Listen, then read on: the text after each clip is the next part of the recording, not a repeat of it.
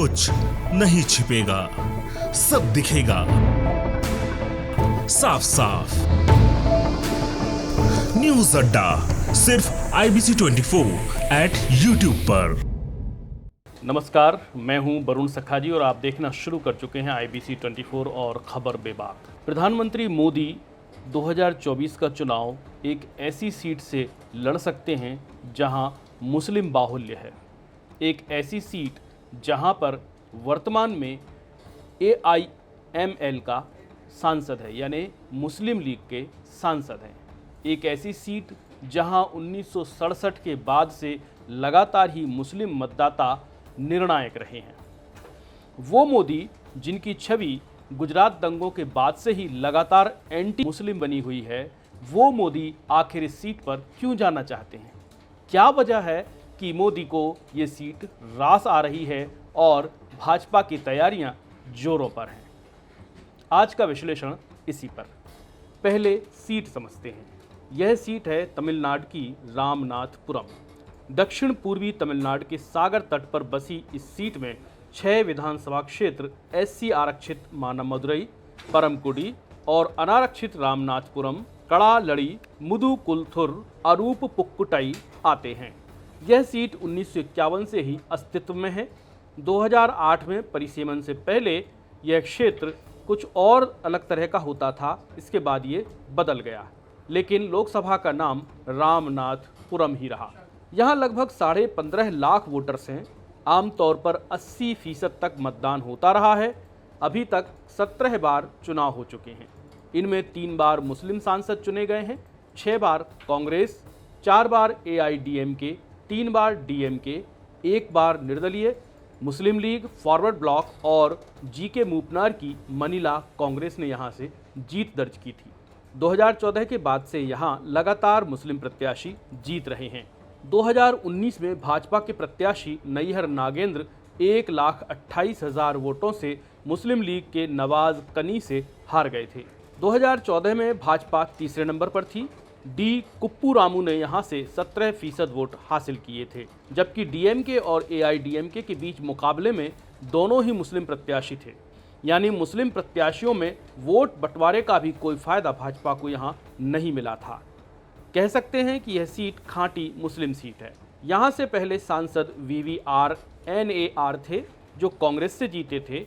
इनके बाद P सुब्बिया Anbalagan N Arunachalam भी कांग्रेस से जीते। फिर यह सीट निर्दलीय SM मोहम्मद शेरिफ के हाथ में चली गई थी। शेरिफ यहाँ के पहले मुस्लिम विजेता थे। फिर आए फॉरवर्ड ब्लॉक के मुखिया थेवर। इनके बाद पहली बार यहाँ AIDMK के P अनबलगन ने झंडा गाड़ा। MS के सत्येंद्रन ने पहली बार DMK से जीत दर्ज कराई। 1984 से लगातार 1991 तक कांग्रेस के V राजेश्वरन ने यहाँ से जीत दर्ज की। 1996 में GK मूपनार की बगावत के बाद मनीला कांग्रेस के SP उड्डयप्पन ने यह सीट जीती और इसके बाद कांग्रेस इस पर कभी नहीं जीत पाई। बाद में 2 बार AIDMK के 1998 में V सत्यमूर्ति और 1999 में K मलय स्वामी यहाँ से सांसद रहे। 2004 और 2009 में DMK से MS के भवानी राजेन थिरन और JK रितेश यहाँ से सांसद चुने गए। 2014 में A अनवर राजा ने AIDMK से और 2019 में मुस्लिम लीग से नवाज कनी ने जीत दर्ज की। भाजपा के प्रदर्शन की बात करें तो यहाँ 2004 में गैर हाजिर भाजपा 2009 के चुनाव में 16 और 2014 के चुनाव में 17% वोट हासिल करती है। 2019 में यह एकदम से इजाफा करते हुए 32% वोट के साथ नंबर 2 की पार्टी बन जाती है। इस सीट पर मुस्लिम आबादी का प्रभाव इतना है कि यहाँ का सबसे बड़ा त्यौहार भी इरावाड़ी है, जो सुल्तान सैयद इब्राहिम शहीद बटूशा अली उल्लाह की याद में मनाया जाता है, जहाँ प्रदेश भर से लाखों लोग उमड़ते हैं। दूसरे नंबर का त्यौहार अरुधरा दर्शन है, जिसमें प्राचीन मंगलनाथ स्वामी मंदिर उथिरा कोसमंगई में चंदन लेप करके रखी गई भगवान नटराज की मूर्ति के दर्शन कराए जाते हैं। इन्हें मरघट नटराज भी कहा जाता है। अरुधरा त्यौहार स्थानीय स्तर का होता है, जबकि इरावाड़ी त्यौहार प्रदेश स्तर का। अब समझते हैं कि आखिर मोदी ऐसी सीट पर क्यों जाना चाहते हैं। मोदी की छवि एंटी मुस्लिम उनके अंतर्राष्ट्रीय नेता की दौड़ में बाधक बन रही है। वे इसे जीतकर अपनी एंटी मुस्लिम छवि को तोड़ना चाहते हैं। 2019 में राहुल गांधी ने केरल की मुस्लिम बाहुल्य वायनाड सीट से जीत दर्ज की थी। इसके बाद से राहुल को निर्विवाद रूप से मुस्लिम समुदाय में स्वीकार्य राजनेता के रूप में माना जाने लगा। इतिहास में दक्षिण भारत से इंदिरा गांधी 1978 में, चिकमंगलूर 1980 में आंध्र की मेडक सीट से लड़ चुकी हैं। 1999 में कर्नाटक की बेल्लारी सीट से सोनिया गांधी भी जीत चुकी हैं। तमिलनाडु के विधानसभा चुनावों में भारतीय जनता पार्टी को 19% वोट मिले थे। इसका मतलब साफ है कि भाजपा तमिलनाडु में तीसरे दल के रूप में उभर रही है।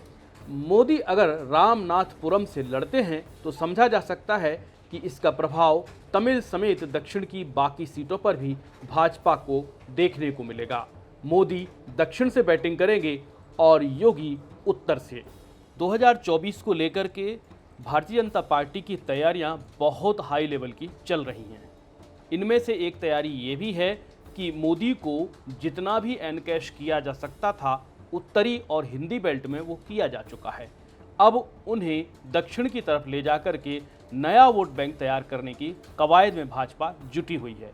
इसी बीच योगी आदित्यनाथ के रूप में हिंदी बेल्ट के लिए एक और नेता उनके पास मौजूद है। ये अलग बात है कि योगी आदित्यनाथ और मोदी के अनुभव में ज़मीन आसमान का फ़र्क है, लेकिन थोड़ा अगर फॉर्मूले को हम देखते हैं जिस तरह से मोदी को बनाया गया है, उसी फॉर्मूले पर योगी आदित्यनाथ का निर्माण भी चल रहा है। योगी आदित्यनाथ दूसरी बार मुख्यमंत्री बने हैं और गुजरात से लगभग 2.5 गुना बड़े राज्य के। इस नाते उनका अनुभव अगर मोदी की तुलना में, मोदी 11 साल तक मुख्यमंत्री रहे थे, तो योगी आदित्यनाथ 2024 में 7 वर्ष कंप्लीट कर लेंगे।